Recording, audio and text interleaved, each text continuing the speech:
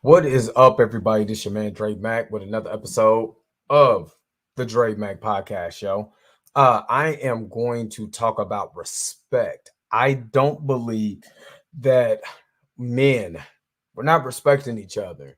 We don't respect each other differences and stuff like that, and that leads to brothers attacking other brothers and even leading to death. So I'm gonna talk about that, and I'm gonna really go into my thoughts on it again on the Dre Max Show. Let's talk about this.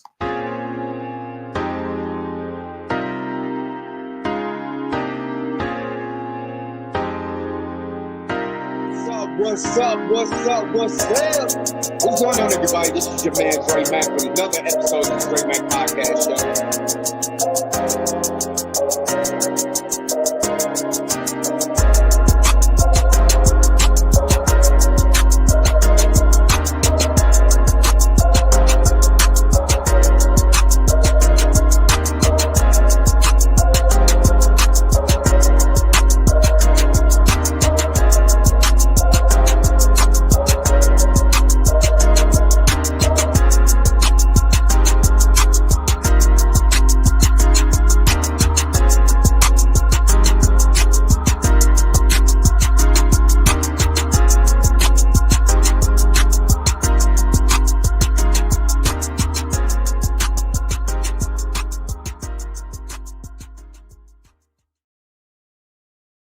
All right, welcome back to again the Dre Max Show. All right, so I wanted to really talk about this today because this is something that actually has been kind of digging in my crawl. I don't believe that we as black men really respect other black men like we should. Now, before y'all go off on a tangent, be like, "Oh man, all black men." Listen to what I'm saying. I don't believe that we are respecting, and we as a collective. There's individuals that what I'm saying, like myself, that would try to give my brothers an opportunity to express themselves and talk and get a general understanding. And I get that. We want black men to feel comfortable talking to other black men. That's what I want. I want black men to feel comfortable talking to other black men and actually having respect to black men and being cognizant of this. And this is the reason why I'm saying this. Now, I was on Clubhouse, and if you haven't seen the video on Clubhouse, you can go down and watch the video about Clubhouse on the YouTube channel. I was talking about Clubhouse, and one thing about Clubhouse, it brings all kinds of people from all walks of life together, so we can be able to talk and have a honest dialogue about certain things that we may agree on, and may disagree. That's fine. We're human beings. We can do that.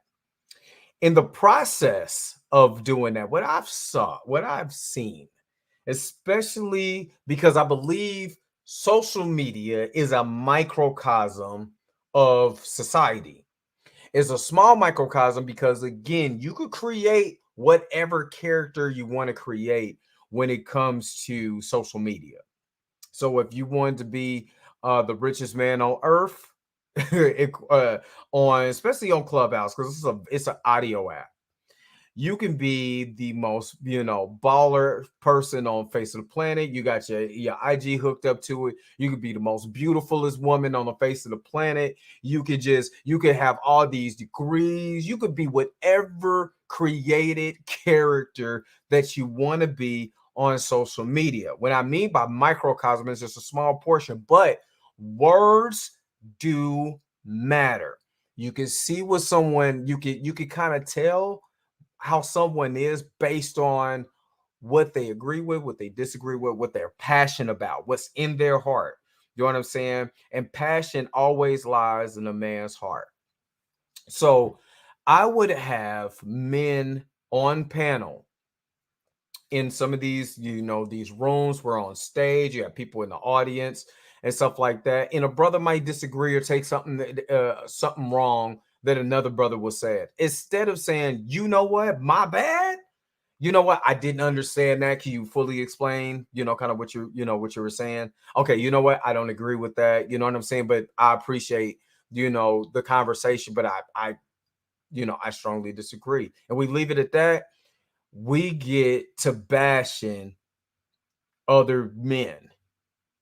And we need to be cognizant of this. Probably saying that word wrong. Cognizant of this. We see it all the time on social media. I'm not trying to take anything away from anyone. And when I say this, I'm saying this with all love and honesty. Ryan Davis, comedian Ryan Davis. One of the reasons I kind of stopped listening to Ryan Davis is the way that it's jokes. But again, I believe, being a former comedian, all jokes are in line with truth. It's the truth just wrapped up in a funny type of way for you to be able to, so it can be easily digested. You can laugh at it a little bit, but it's still a hint of truth in that. And sometimes when I listen to Ryan Davis's commentary, sometimes he's very on point. Sometimes he's very not on point. And it gets to the point where it starts to, it sounds more of a bashing session instead of using your influence. And again, that brother could do whatever he wants to, because that's his prerogative. To me, the reason why I stopped listening, because it sound more of bashing a man instead of getting an understanding and trying to figure out how do we go from here. If you don't agree, give me another perspective. Again, that's me wanting another perspective from someone, and that's okay. If I don't get the perspective that I'm looking for, you know what I do? I don't subscribe. I don't listen. I'm tuned out. I turn it off. I don't care anymore, because I'm not getting the things that I feel like I should get from someone who's trying to explain why one man is the way that he is. You know what I'm saying? Without proper context. I get it. We joke, we laugh, we crack, we crow, whatever you call it, jonesing. We go back and forth. But where is the respect at? And I'm not using Ryan Davis and saying what Ryan Davis is doing is wrong and he doesn't respect black men. I'm not saying that. I'm saying one of the reasons why I stopped listening to him is because of the rhetoric. Now, we all trying to get numbers and stuff like that. And I'm going to give you another example of this. Kevin Samuels. People do not like Kevin Samuels' content. I get it. His content is not for everyone. Even I pull back, because when the rhetoric or when the conversation starts getting repetitive, me being the person that I am, and I have 1.5 million things going on at once, I don't listen after a while, because if it's the same, if I'm not gaining any new perspective, if I felt like mentally I plateaued at the content that you're giving me, after a while it's passe. I don't really want to deal with it. I'm respected, but I'm not really into it after a while, because it starts to become boring and it starts to become, monotonous. You know what I mean? Because it's like it's the same thing over and over again. You know what I mean? But what people would do is automatically attack the person. And we do this in the black community a lot. When we disagree with someone, we always attack who they are. If you think he's gay, you're going to attack him and be like, oh, Kevin Samuels ain't no, he gay anyway. How do you know? Did you sleep with him? Was you in bed with him? Was you playing with his balls? Is that how you know that he's gay? Why would we attack and automatically go to the most, we call the most demeaning thing that we can say about a person? Oh, he's gay. And Kevin Samuels has come out and said that. That's why I can respect Kevin Samuels.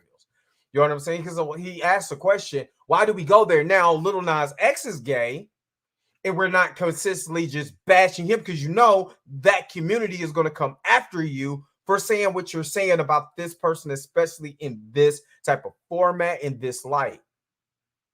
So the question starts to remain is that why do we continue to bash people when we disagree with what they're saying? Now, I made fun of Dr. Umar because Dr. Umar is telling us to give you your grits money so you can build a school. That doesn't make sense. That's dumb. I'm sorry. I completely disagree with it, and I think it's absolutely hilarious. Am I calling the man dumb? Am I calling him dumb? No, I think it's dumb for you to ask people to give you your grist money. That's what I think is dumb. I'm talking about the rhetoric, not the human being, not the man. You know what I'm saying? Yes, he talks about, the black woman is queen, goddess, mother of the earth, and all that other stuff. Yet he has failed to marry any of his kids' moms or anything, or marry a black woman. You know what I mean? That is not bashing him. That is just saying, okay, you're talking about this particular type of thing that men need to do, yet you have failed to do what you said men need to do, black men need to do. You know what I mean? That's what I'm talking about. I'm not going to talk a black man's character if I do not agree with you. And like I said, Clubhouse. I was on Clubhouse just last night. We were talking about a subject, and a brother that's on there is trying to get another black man to answer a question. I guess they're using the Kevin's. It's not even his stage. And he was like, well, answer my question. Well, you can't answer my question. You must be dumb. See, you stupid because you can't answer. Well, hold up. Wait a minute, brother. Hold up. Why do we have to go there? Because he doesn't have to answer your question. Why do we always have to go and attack someone because they don't do what we ask them to do? Does that sound like logic? Now, this is what I don't get. It's because a lot of men will say men think logically, women think emotionally, but I will bear to differ with that. Because when you start looking at crime rate, especially crime rate when we come amongst each other, emotion is the number one thing that leads to murder. You think I'm playing? Remember back in the day, if you stepped on somebody's shoes, you got killed. That's an emotional. There's nothing logical about that. There's nothing logical about that you think someone slept with your woman, so you got to go over there and kill them. There's no logic within that. That's all an emotional trait that led to murder. Somebody don't pay you, you selling dope or whatever, and this person disrespects you, or there was a brother that was killed for breaking up a fight. You know how emotional you got to be to kill the dude who broke up a fight? Or you don't like the way you looked at him. That's an emotion. There's nothing logical about that. So, like I said, social media is a microcosm of American society. So you get on there and they don't like what you say. They don't get it. And instead of just saying, look, I just disagree with you. You ain't gotta bash me. I don't agree. I don't fall for that. And that's okay. Black men, it's okay for you to not subscribe to, to what someone's ideology is. And they don't have to. The people who's pushing the ideology, they don't have to. And I used to get on my Israelites about that. You could go in there and people don't listen to you. You end up cussing them out and they don't agree with you. Instead of just going biblically and hitting them with knowledge, you want to cuss them out, call them Esau and all that, they name and stuff like that. Come on, Israelites, we could be better than that. Because what that does is that puts a taint on what you're trying to actually push. If you're trying to push, biblical word in wording of the word of the Most High, you can't act like that. I'm sorry. Somebody has to be an adult, and we have to not think emotionally. And when I'm talking to these men on Clubhouse, a lot of times it goes to bashing. We'll be quick to call a man a simp if we feel like he's simping. Oh man, that's you a simp, you old simp ass nigga. You know what I'm saying? We're quick to call him out his name, all of that. At the same time trying to say that we're the alpha male. I'm an alpha. I'm an alpha. Dude, you know what? If we're going to use the word alpha, we're going to use the word leadership into that. And the biggest thing about leadership is following, understanding, getting the scope so we can work together as a team. That's true leadership. That's all it is. And if we're falling by the wayside of leadership, then how the hell is anybody supposed to follow us? How in the hell is our women supposed to see a prime example of what men are if we're beefing with each other and we're calling each other out our names because we just disagree and we're so caught up in our feelings? Think about it for just a second. If we're in our feelings, how do you think the women are looking at us? If we're supposed to be the logical ones. This is food for thought. You can disagree with me on this. That's fine. That's okay. As long as you're not attacking who I am and my character, I'm good. But you don't have to agree with me. That's okay. You don't have to push the rhetoric that I'm pushing. That you don't have to agree with it. That's okay. And it's also okay for me not to agree with what you're doing, but come to you as a brother because I'm my brother's keeper. Iron sharpens iron. And I'm trying to have my brothers as sharp as possible. But if we're warring and beefing with each other and we have no RSPECT against with each other, then how is these women supposed to submit to these emotional men? Think about it. Think. Let's put this. Let's put up. Remember when we was in school? Let's put our thinking caps on just for a moment. Let's put our thinking caps on. If we are trying to have women submit, that's what y'all keep saying on these clubhouse streets. Women don't want to submit to us. What's wrong? Women don't want to submit. There's too many independent women and they don't want to submit. Well, give them something to submit to. If you are lacking in leadership, how is she supposed to submit? How is she supposed to follow your lead if you're lacking in key categories when it comes to leadership? This has nothing to do with being a man.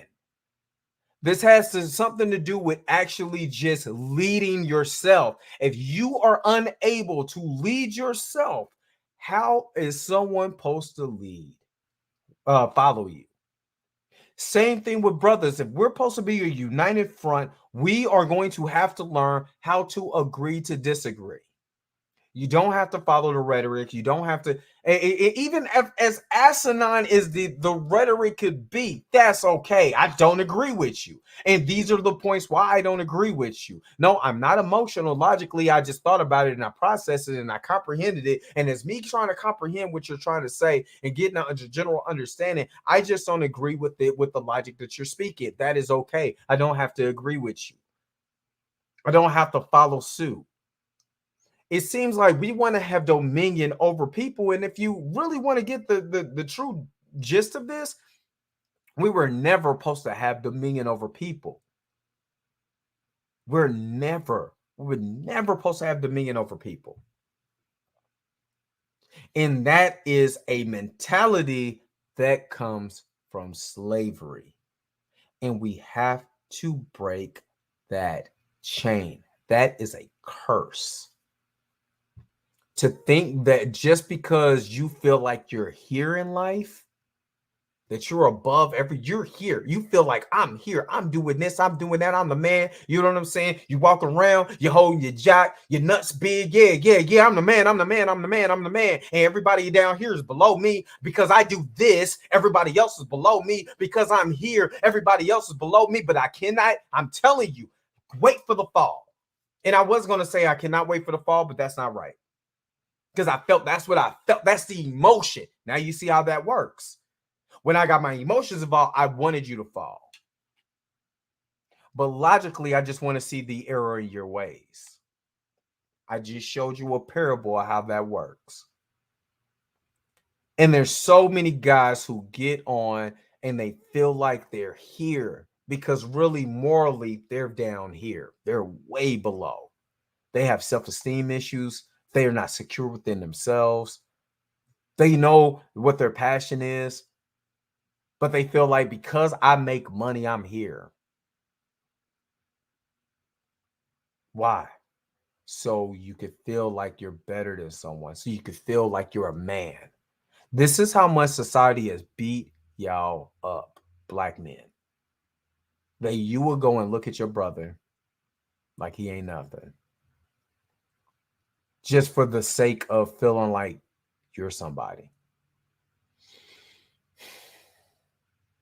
Brothers, I love y'all, but we got to get it together.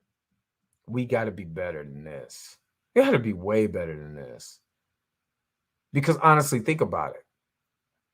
There's so much that we could be able to do, and we could be able to go and grow with each other. Why on earth do we want to continue to beat and bash each other? Now, what made the civil rights movement so unique is that you had two ideologies that was, president in the 1960s. You had the Malcolm X coming from the teachings of the Honorable Elijah Muhammad. You had that way of thinking, and you had Dr. Martin Luther King and his way of thinking. And at the end of their lives, they end up switching places. And all they had to do was come to an understanding, which they eventually did. And they understood each other's side. Both of those men are not here, to talk about that, but they were intertwining. Even if I don't agree with you, my brother, let's intertwine our thoughts. Let's get an understanding. We have to be better, and we have to be better for the next generation to see, for our sisters to see. So we could be at a point where they see strong leadership in the Black community. Simplest thing in the world. Just seeing leadership. It's just leadership. That's all it is. Just leadership. Just Black men respecting each other and saying that we could be better. That's all. Just better. No more, no less. Just want to be better. And until we can be better, we're going to be a shambles. So I don't want to hear it's the Republicans' fault. I don't want to hear it's the Democrats' fault. I don't want to hear it's nobody's fault but us, until we start changing and start thinking and start respecting each other, especially our thoughts. This is your man, Dre Mack. You know I love y'all. You know I'm always talking about the truth, and I always want to bring out the truth. So make sure, follow the Dre Mack Show. Click and hit that bell notification. Hit the like, get the thumbs up. I want the thumbs up on the video if you agree. If you don't agree, that's fine too. But make sure you hit that thumbs up button. Make sure that you like and subscribe to this channel. And I will talk to you later. Peace. Shalom to everyone. I'm out. Let me go.